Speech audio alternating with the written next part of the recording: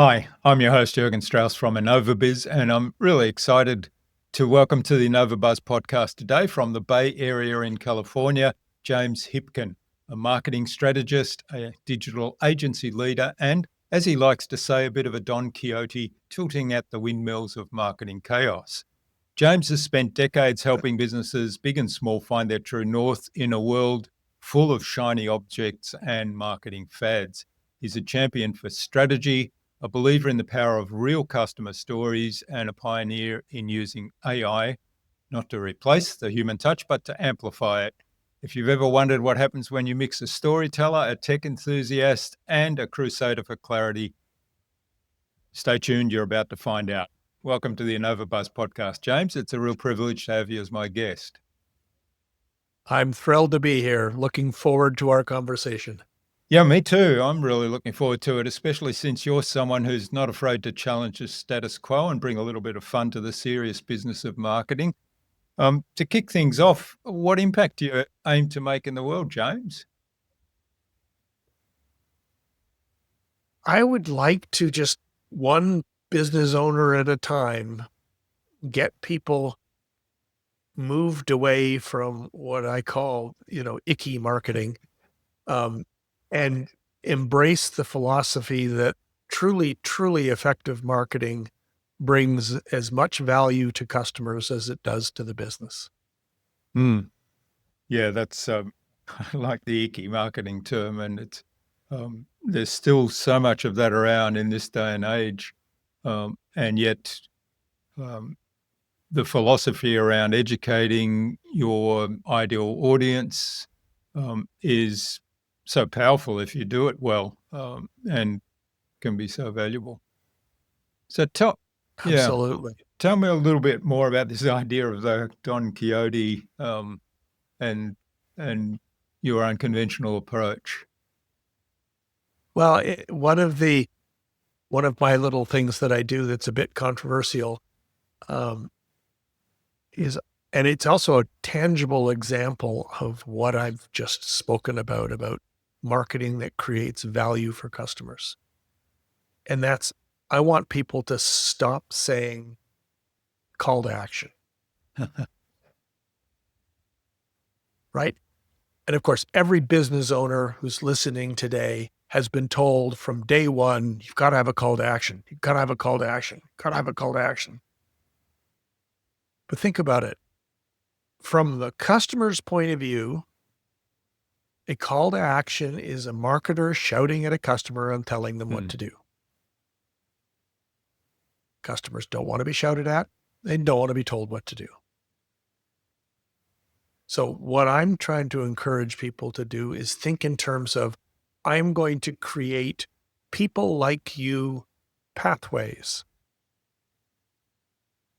that call out to subsegments in your audience, give them information that can resonate with them, and invite them down a pathway so that they can learn more and discover more and gain the insights and the transformation that they're looking for. Functionally, pathway and a call to action are exactly the same thing.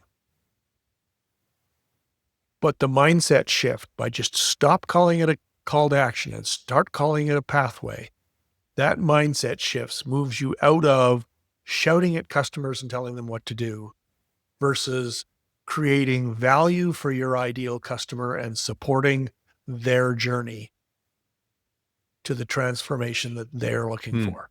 That's a Which do you think is going to give you the better customer? Yeah, I fully agree. I think the pathway approach is great, and I've always worked with customer pathways, and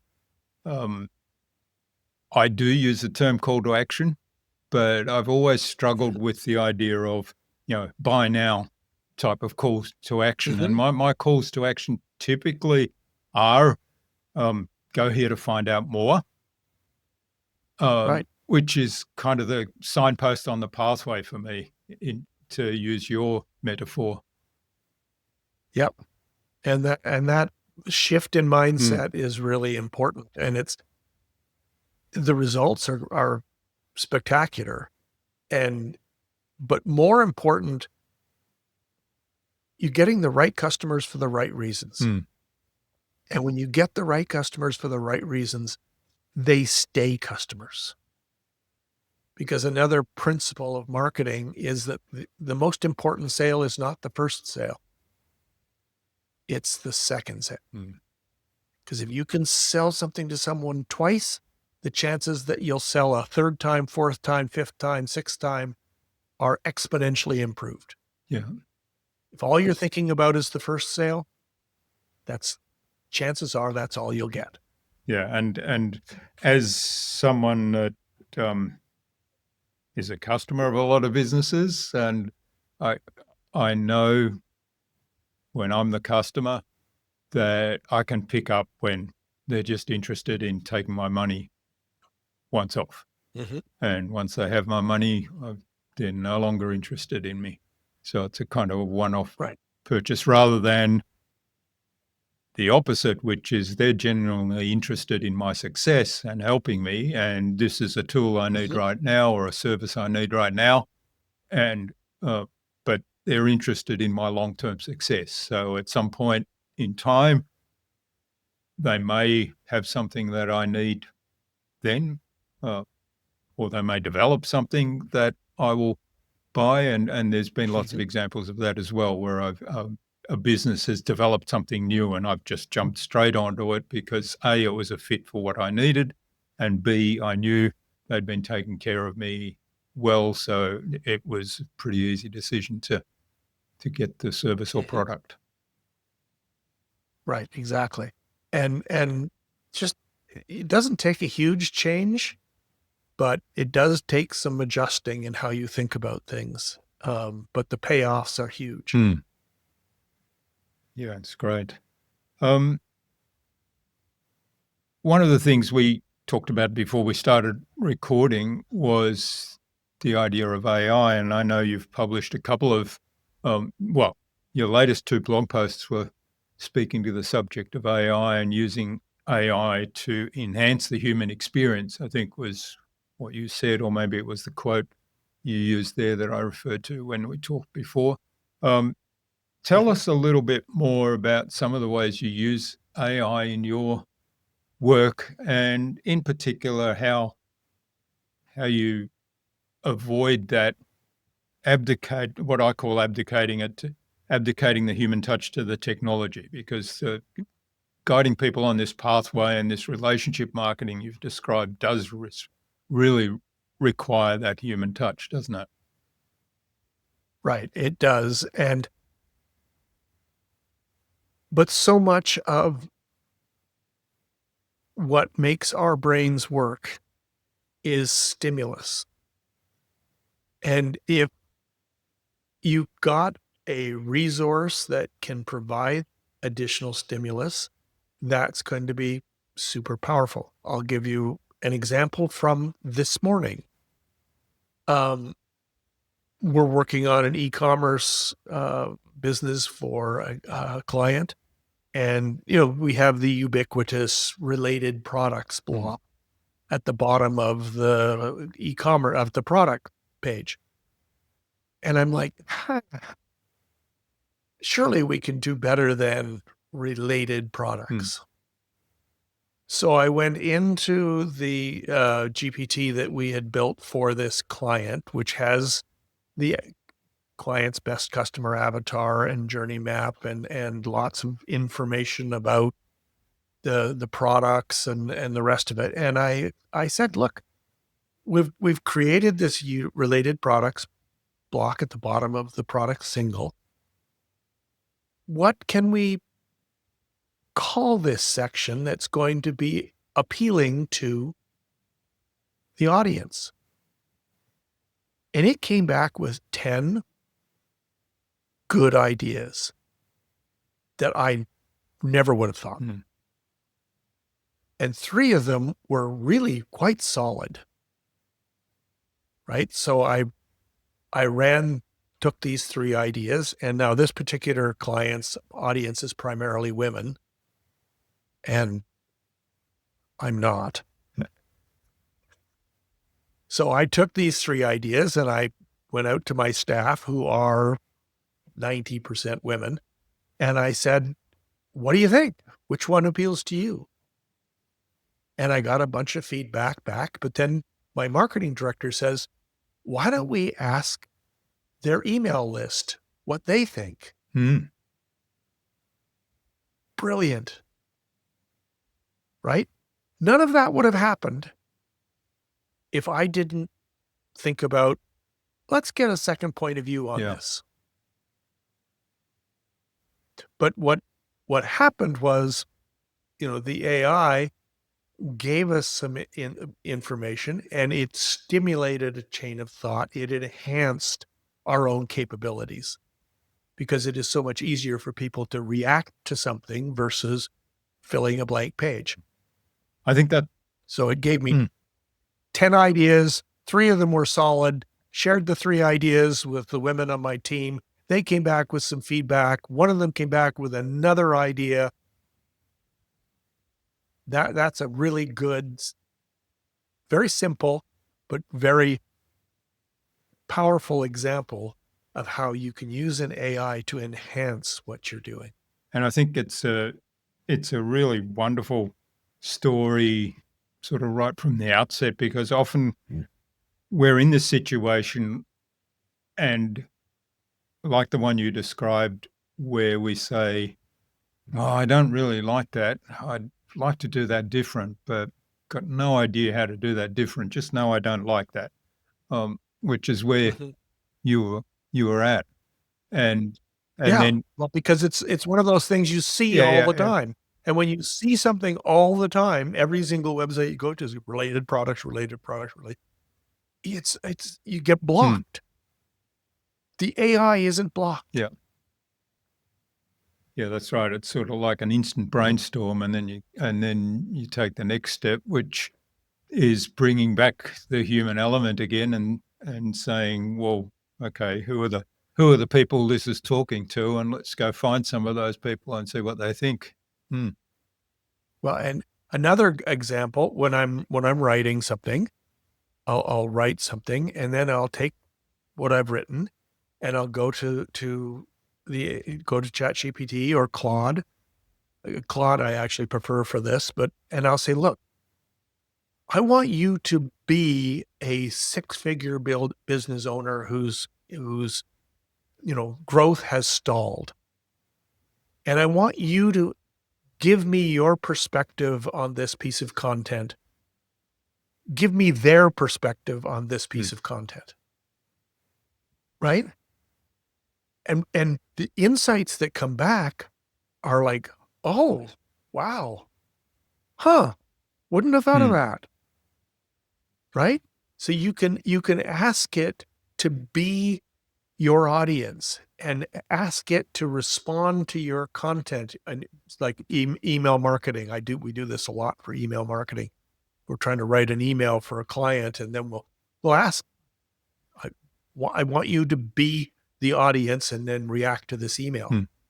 And we get all kinds of really positive feedback. That's another example of using AI to enhance what you're Yeah. doing. Yeah, I love that strategy, and it kind of reminds me, because one of the things that I did very early on and started doing, and I still do this now, is I will get some ideas for, often it's a strategy or um, a document that I'm putting together, and I will give an outline and say, "Can you help me craft this together?" And then, like you said in our um, conversation before recording, I think, where you said, your next step is heavy editing.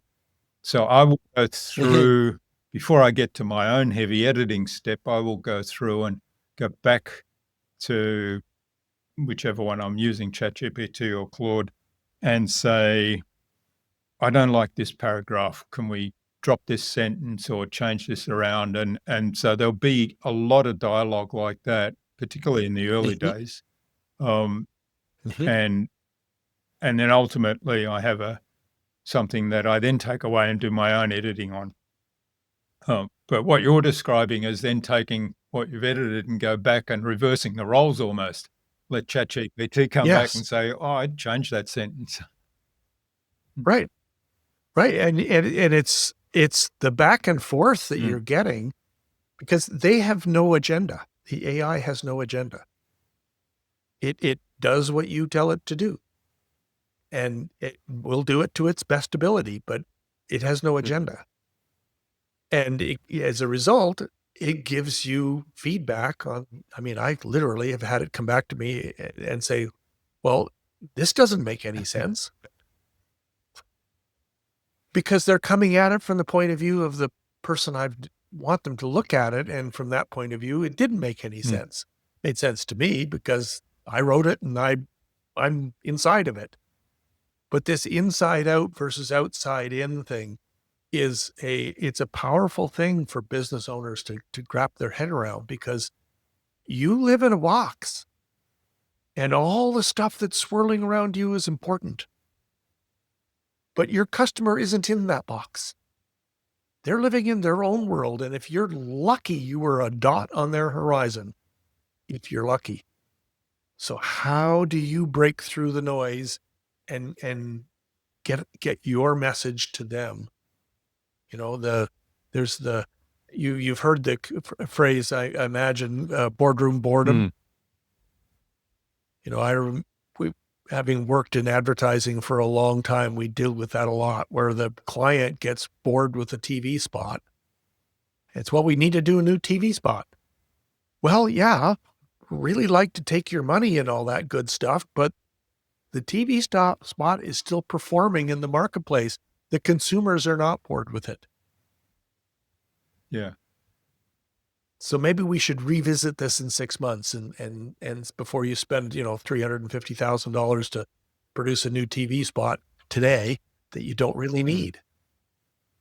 Yeah, well, that kind of raises the question of, and I think I said it in my intro, the shiny object syndrome, and people do get bored with something and, oh, let's try something new because I've just seen this shiny object, right? And I'm excited by the shiny object. And we all fall prey to that to some extent. How do you counter that approach? I mean, how do you kind of bring people back to the strategy?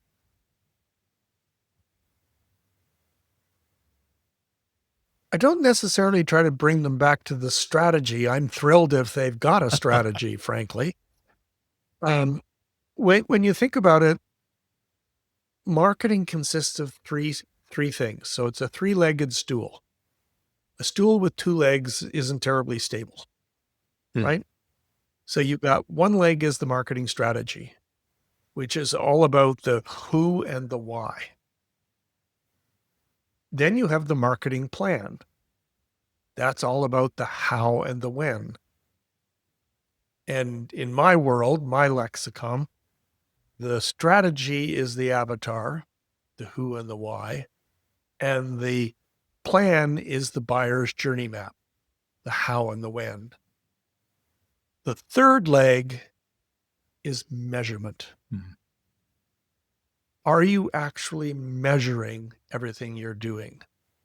Are you actually able to see what's performing and what's not performing?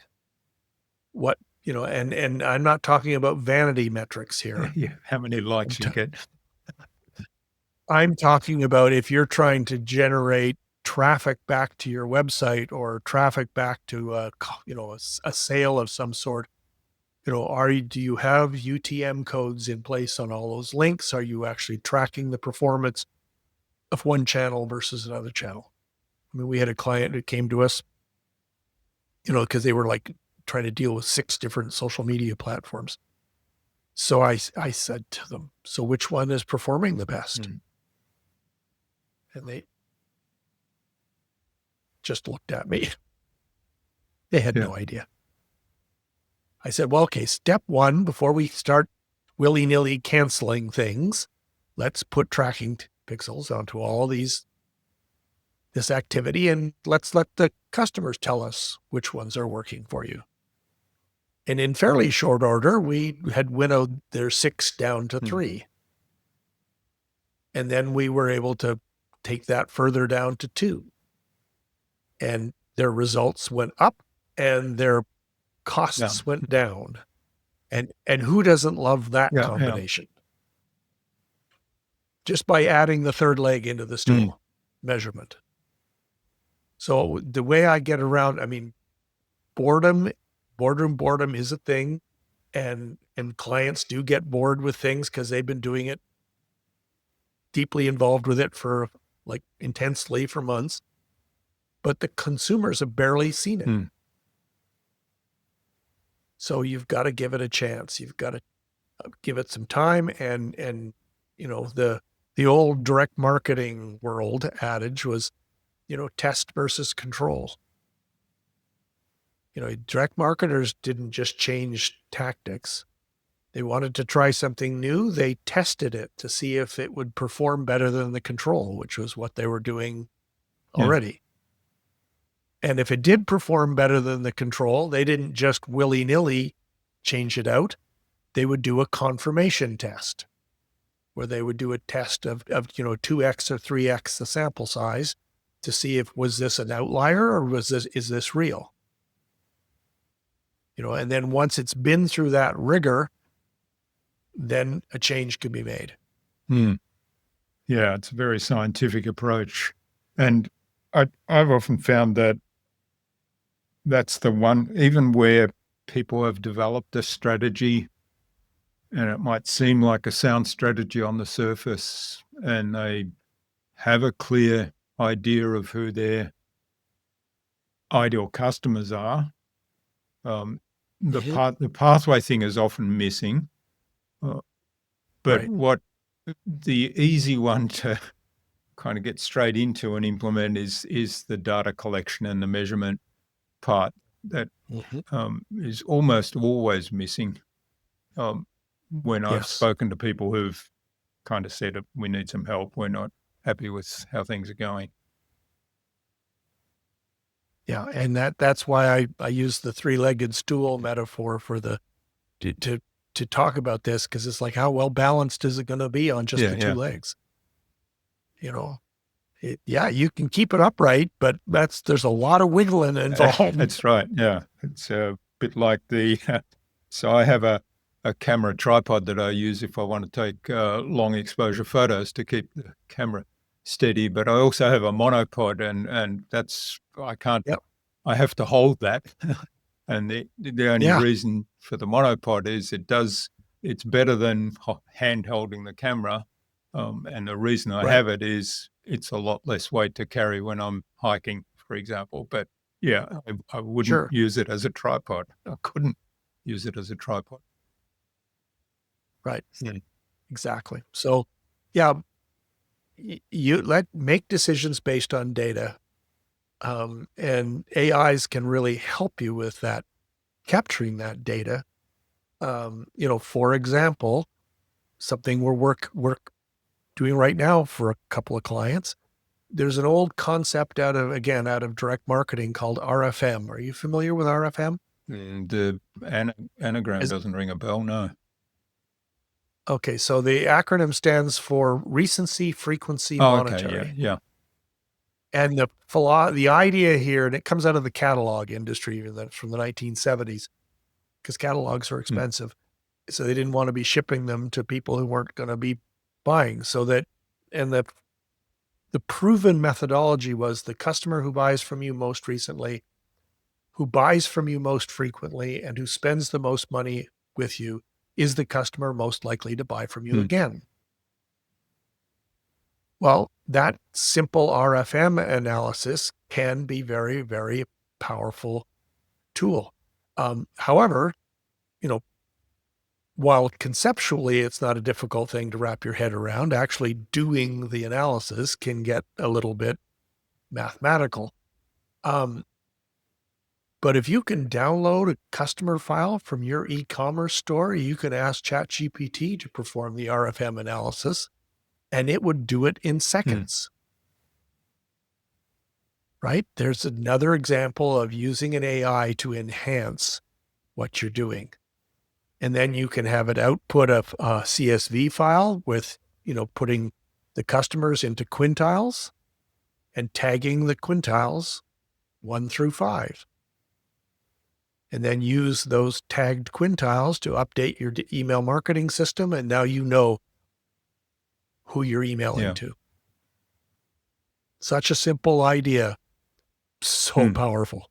Yes, the data analysis part of the AIs is quite amazing, and even so, I've built spreadsheets where I've built in the data analysis. Now I don't know spreadsheets; I use Google Sheets now, or sometimes Excel. Um, I like my level of expertise is I can input A plus B into a cell and get it to Mhm. do a sum. I can even do an average and or a link from one spreadsheet to another one. But that's about where my limit is. And yet I now have spreadsheets that have like 2-page formulas in the cell that do a complex calculation because I've asked the AI, hey, here's what I want to do. Mhm. Here's where the data is in these cells, and this is the cell I want to do this calculation. Give me the formula. Right. Yeah, we did the same thing. We have a spreadsheet that we use with clients to generate UTM codes, and it was all done manually. They would put the source and the media and the et cetera, all of the different data points, the URL, et cetera. And then a VA would have to take all this information and create the thing. And I went into ChatGPT and I said, there must be a formula that will Yeah, do this for me. Boom. Just do yeah, this. So we did that, and all the human error went mm, out of it, just like that. yeah, yeah, No cutting and pasting, no copying and yeah. pasting. It is quite amazing, isn't it? Um, One of the things that you mentioned also before we started recording was the idea of a customer interview and how AI can play into that. So ideally, um, obviously, when you're building a strategy or you're trying to understand the pathway that a typical customer of your customers undergoes, Mhm. or when you're looking for who's the ideal customer avatar, um, you as the agency would interview your customer and ask them a bunch of Right. questions, and then you'd start to build an idea of those things and start to map them out. So, how do you work with AI in that scenario to make that much more efficient? And also, how do you keep the human element as you're working with the AI? Well, what many people are familiar with avatars. Sometimes they're called Mm. personas. And this typically what a smaller business owner would do. Well, let me go step back. When I was working with big brands and, multi 8-figure budgets, we had the resources. We would hire a researcher. Researcher would do focus groups and some quantitative confirmation research, et cetera, you know, and use this data from actual customers to generate the avatar and the buyer's journey map. And that worked great. It's one of the things that differentiates the big brands and why they can be so effective in their marketing versus a smaller business that's sort of guessing. Mm. Uh, what AI has allowed us to do is take that idea, typically budget for something like that might be 50 grand. And, the average smaller business owner doesn't want to spend $50,000 on a piece of research like that. Um, so what we can do with the AI is we built an interview structure so that we've got a guided interview. We give that interview structure to the client. The client can interview existing customers using the guide and records those interviews.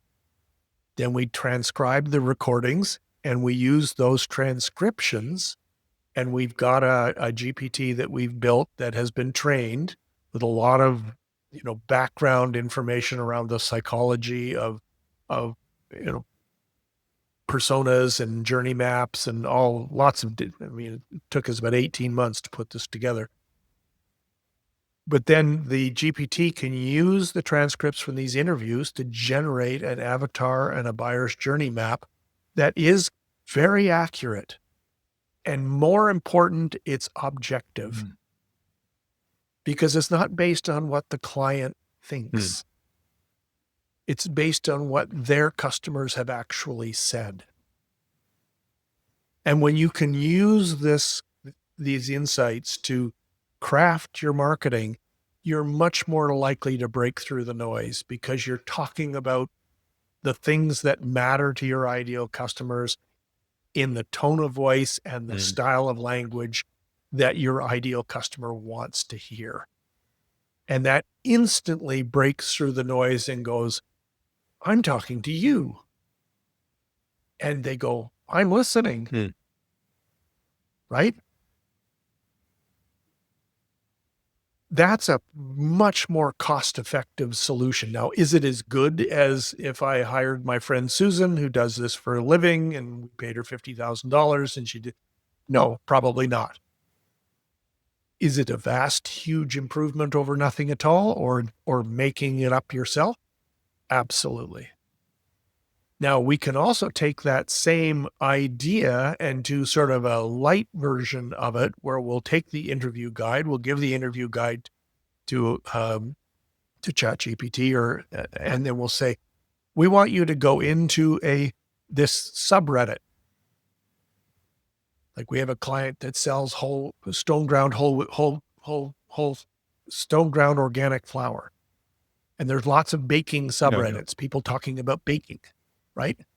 So we give it the interview guide and we say, analyze the conversations in the subreddit and then answer the questions based on the analysis of the conversations in the subreddits. And we get a very serviceable set of responses to the questions. I love that. That we can then use and say, now, there are risks involved in this. You know, subreddit it's only the people who are there, right? It may not be completely accurate to the audience in total because everybody isn't in there. But is it better than nothing at all? Absolutely. Is it better than making something up yourself? Absolutely. And it can be facilitated in a matter of minutes with an AI to enhance, but you've got to have the knowledge in place first to understand how to structure the questionnaire. Yeah, that's the key thing. And if we extrapolate that to using AI in general, you need to have the knowledge to give it context, give it structure, give it some guidance, point it in the direction of where the resources are, like your example with the subreddit. And that's where the human element is as well. And I also love, and I do this a lot when I'm analyzing transcripts, is I ask it as the first step to analyze the tone, the style, the voice of the conversation, and also remember some of the metaphors and some of the expressions that the people use. And then when I follow up with what I then ask it to do is I say, using that voice, using that style, using the tone, using some of the metaphors or stories, give me back some information. And that comes back to the point you were making earlier about when people read it, that's talking to me. Yep, exactly. And you know, authenticity will always break through much more quickly, much more impactfully than just being clever. Yes, that's very important. Being clever is about me. This is not about my audience or customers. Yeah. Right. All right. Well, thanks so much, James. This has been a wonderful conversation. I'm just aware of the time, and I think it's a good point now to move on to the buzz, which is our innovation round, the same 5 questions that I ask of every guest. And the idea is you'll give us some insightful short answers that will inspire the listener to go and do something awesome today as a result. You all set? All set. Excellent. What's the number one thing anyone needs to do to be more innovative? Get out of your own head. Yeah. And you got a favorite way for doing that? Lately I've been using AI, but I also my educational background is I have a Bachelor of Music in Oh, wow. composition and theory. And one of my professors, I was stuck on something, and one of my professors said something to me. This was to do with a musical composition, but the idea is as valid in anything. He said, think of the most ridiculous, the stupidest, the most unrealistic solution possible for this problem. And then fix it. Bring it back from out there in unrealistic land, bring it back in to the problem you're trying to solve. And you'll end up with a pathway that you wouldn't have thought of otherwise. And he was exactly right. And I have used that same technique over and over again, all throughout my marketing career, to give myself a way to think about problems that isn't like the linear immediately in front of me. Yeah, I love it. That sort of almost takes you off the path that you're on and puts you somewhere else, but you know where you need to get to. So now you're developing a new path. Right. All right. What's the best thing you've done to develop new ideas? I think the best thing that I've done to develop new ideas is, and it's very similar to the first thing we were talking about, and that's the shift from inside out, which is our natural instinct, to outside in. And I'll give you a very quick example of that. Early in my career, I worked on Energizer batteries. And the data, the resales data and the research data, everything was all out of sync with reality. And everybody kept saying, don't worry about it. It's research error. Don't worry about it. It's always been that way. And I said, look, it's getting worse. And I just stopped being inside and I went outside. And I called the product manager up and I said, hey, I'm going to take you to lunch. But before we go to lunch, we're going to park outside of a schoolyard. And he's like, wait, what? People get arrested for that sort of thing. And I'm like, don't worry, I won't let you get arrested. And we were parked outside the schoolyard and the school let out and all the kids came out and they were all carrying portable music devices. And I said, there's your research error. Teenagers are buying batteries. Nobody is selling batteries to teenagers.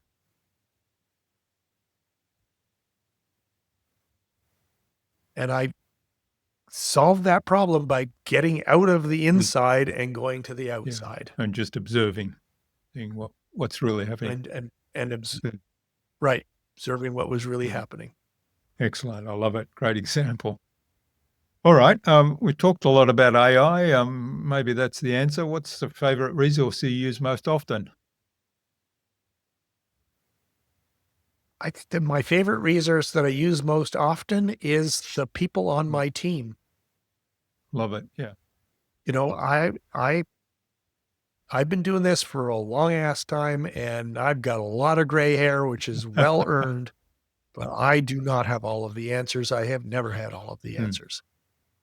And I'll wrestle with something and then I'll put it out there that like I was talking about the related products thing that we were talking about earlier. And I'll just put it out there and my team will come back with all kinds of stuff that I wouldn't have thought of. And it just stimulates thought and creativity and innovation just by getting out of your own head and asking others. Yeah, I love it. It's something that I often struggle with doing because I don't know, I have to remind myself I'm not imposing on other people if I'm asking for help.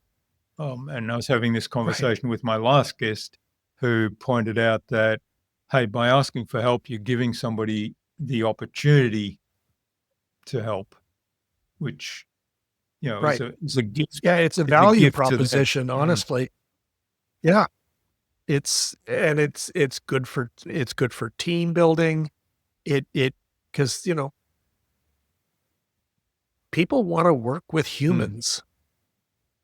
And when you show your vulnerability that way and you show your willingness to listen in that way, I mean, our our staff turnover is less than 10%, mm. which in this economy is Yeah, exceptional. particularly in an industry like yours. Yeah. Mhm. All right. What's the best way to keep a client on track? Ooh, best way to keep a client on track is the willingness to say no. Hmm. It's such a powerful word. You have to use it Yeah. properly, but I say no to clients all the time. All the time. They'll call me up and say, "Look, we want to do this." And I'm like, "Man, I'd really like to take your money, but that's a really Yeah. dumb idea. And here are the 4 reasons why." Yeah. Right? And these clients have been with me for 8, 9, 10 years. Now, why is that? Mm, Because I'm willing to say no to them. I'm willing to be honest with them. And, when you're willing to be honest with your clients, they'll they get that, and they'll thick and thin. mm. I mean, there's the psychology of it all. It's called attribution theory, that if somebody you've just met does something like really obnoxious, you think they're a jerk, Mm. right? If somebody you've known for years and have a relationship with does something obnoxious, your immediate response is, "Are you having a bad day? What Yeah. happened?" Right? The attribution when you have a relationship is to a third Mm. party if something goes wrong. If you have no relationship, then the attribution is to the Yeah. party. And that, that's how you keep clients for a long time, is by building Mm. a relationship with them through honesty and trust. Mm. That's really important, that whole relationship thing. And I love the way you explained it. The attribution theory. Yeah. Mm. All right. Final question of the buzz round. What's the number one thing anyone can do to differentiate themselves? Ooh, number one thing you can do is look. There's an old expression about, and I started my career with in the Toronto office of a New York ad agency called Ted Bates. And Rosser Reeves was a previous president of Ted Bates, and he invented the idea of the USP. Mm. And the U in USP stands for unique. And the S is for selling, and the P is for proposition, because this is a business thing. So what is it that's unique about what you do? What is it that's motivating about what you do? And then how are you presenting that to your audience? If you can get those 3 things with a lot of clarity around those 3 things, what you've got to offer people will break through and be unique in the marketplace. Mm. So, You don't have to, it doesn't have to be, I mean, it can be what you yeah. own, right? But and, from my early days, I worked on one of the international courier companies, and everybody in that category back in the day was talking about how many airplanes they had and how many routes they Yeah. ran and how many boxes they moved, and et cetera, et cetera.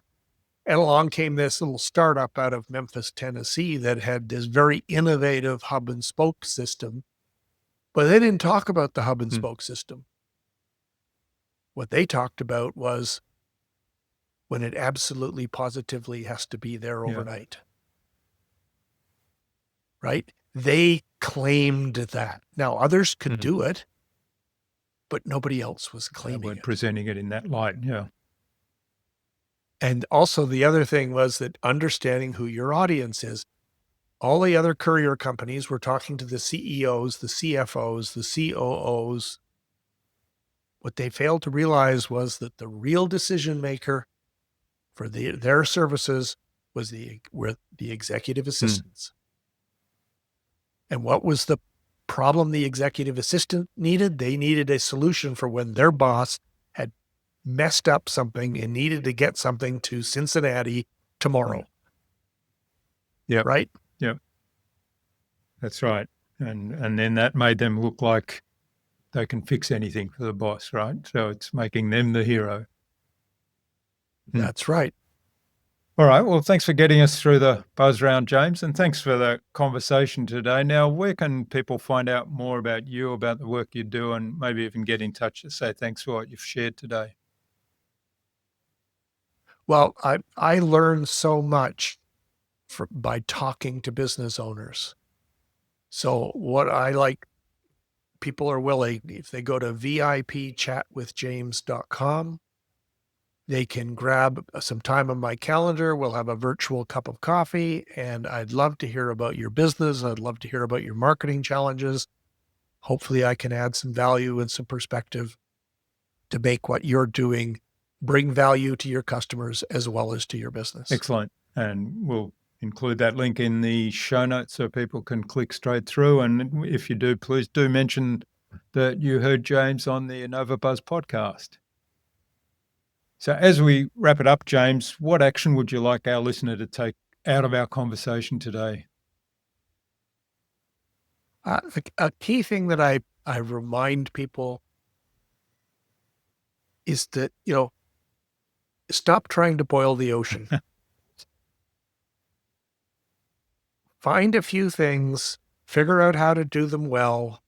When you figured out how to do them well, work on doing them better. And you're going to be much further ahead than trying to grab whatever shiny thing flies through.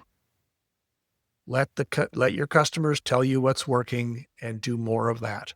Yeah, great call to action. I love the boiling the ocean metaphor. And I was having a conversation the other day, and I actually learnt that salt water, the seawater, which contains salt, obviously, boils slightly higher than pure water. So it's a futile effort anyway.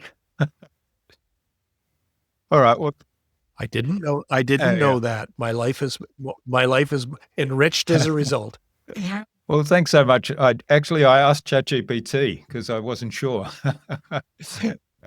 Yeah, thanks so much for sharing your time and your insights so generously with us today, James. I've really enjoyed the conversation and learned a lot, and particularly the whole idea of keeping human but using the AI to really help our brains stimulate our thought, generate ideas, and then bringing it back again to the human element. So all the best for the future, and please do stay in touch. Yep, my pleasure. I enjoyed the chat.